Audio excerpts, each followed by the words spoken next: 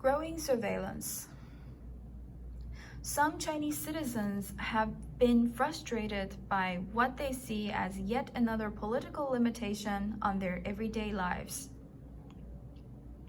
In recent years, the government has tightened controls on internet usage, censoring political discussion and actively tracking people's digital footprint.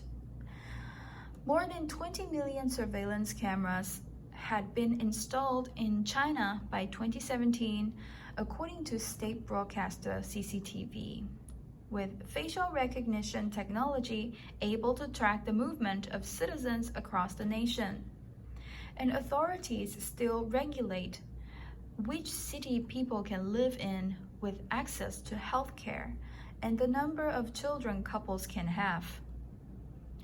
Until the new campaign, eating was one of the few things people can freely do under China's authoritarian system, said Wu, the political analyst.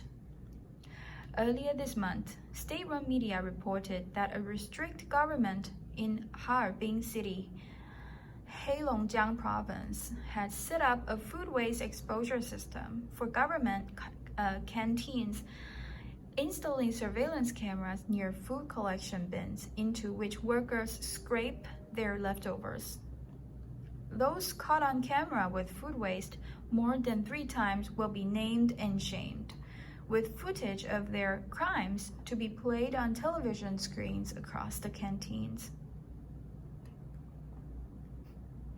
Some local governments have expanded their surveillance of food waste to entire cities, with Shanghai encouraging citizens to report each other if they saw someone eating too much or wasting food.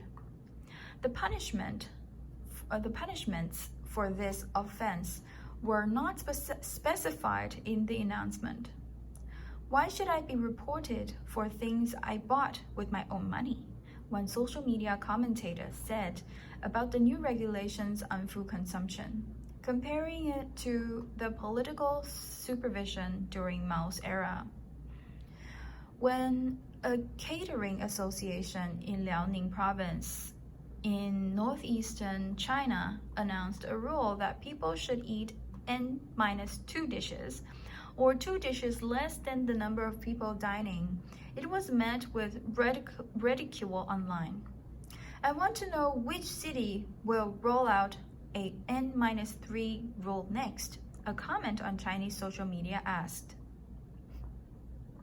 Even the most politically apathetic person can feel their daily life habits challenged and threatened by this campaign. Online food bloggers who binge eat for their viewers' enjoyment have also been heavily criticized by state-run media. Major video platforms such as Douyin, China's version of TikTok, have pledged to monitor food-related live streams and shut down accounts that broadcast binge eating. Lang Weixiang, a binge-eating vlogger on Douyin with 40 million followers, had all but 6 of his 300-plus videos deleted from the platform. Lang Weixiang once ate 10 packets of instant noodles in under 9 minutes, according to state media. Lang, I support you. It is your right to upload videos of yourself eating. Personally, I don't agree with eating so much at a time, but it's your right.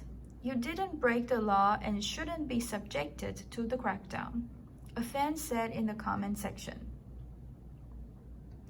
Agricultural crises. Xi's anti-food waste campaign comes as China's agriculture sector is reeling from a series of natural disasters. Before COVID-19 hit, the country was already dealing with another epidemic, swine fever. Pork is a staple in many parts of China, making up around 70% of China's total meat consumption, according to official data for 2018. On average, a person in China eats 20 kilograms of pork each year. but the widespread outbreak in 2019 devastated the country's pig farms. Analysis of the official data by CNN Business in November 2019 estimated that the country's pig population has shrunk by about 40%, or 130 million pigs. When the coronavirus epidemic hit, it threw the country's agricultural sector into chaos in the first quarter of the year. Unable to get produce to market, some farmers were left with fields of rotting produce, while others lost money and jobs. China has mostly contained the virus, but the pandemic continues to disrupt global supply chains, and Beijing's ongoing trade war with Washington has jeopardized imports of soybeans and other food products. Meanwhile, record flooding along the Yangtze River this spring has decimated rice and corn crops in central China, forcing Beijing to release tens of millions of tons of food from government storage. Amid all that, Xi has emphasized the need for China to be self-sufficient in food production. Last month, while touring Jilin province, Xi spoke to farmers and called for local authorities to prioritize food security. Chinese state media, however, has been quick to stress the country is not running out of food.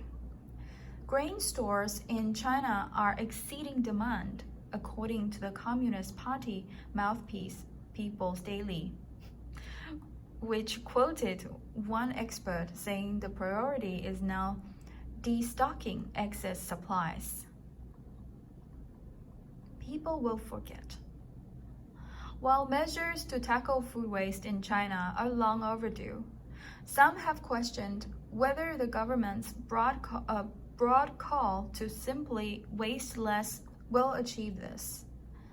Ma Jun, director of environmental advocacy group, the Institute for Public and Environmental Affairs, said the government's policy push could be better targeted, adding it would be more appropriate for Beijing to enforce specific rules on waste restrictions at government agencies and public institutions. For example, than to restrict how much individual consumers can order at restaurants. For the generic public, it is better to raise their awareness on food waste and change social customs through advocacy, rather than compulsory measures, he said. Willie Lam, from the Center of China Studies at the Chinese University of Hong Kong, said in addition to the challenges presented by the vagueness of Xi's policy, this was a particularly bad time to implement the campaign right after the social hardships imposed by the coronavirus lockdowns, when millions of Chinese were unable to leave their homes for months. All many people want to do now, Lam said, was go to restaurants, eat and enjoy themselves. So this frugality goal might be difficult to achieve, he said. Without more specific guidelines or financial support from Beijing, experts say they don't expect Xi's latest crackdown on food waste to last long.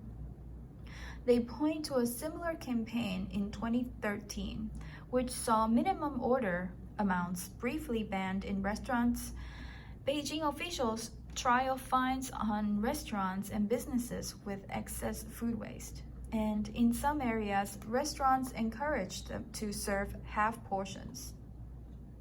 But without a clear roadmap for long-term change, such measures were slowly forgotten. The truth is, the implementation won't be very strict, said Wu of the National University of Singapore. Changing how nearly 1.4 billion people eat is a tall order. This is the end of the content. Thank you for your attention. This one is pretty long. Thank you and hope to see you in my next video. Bye.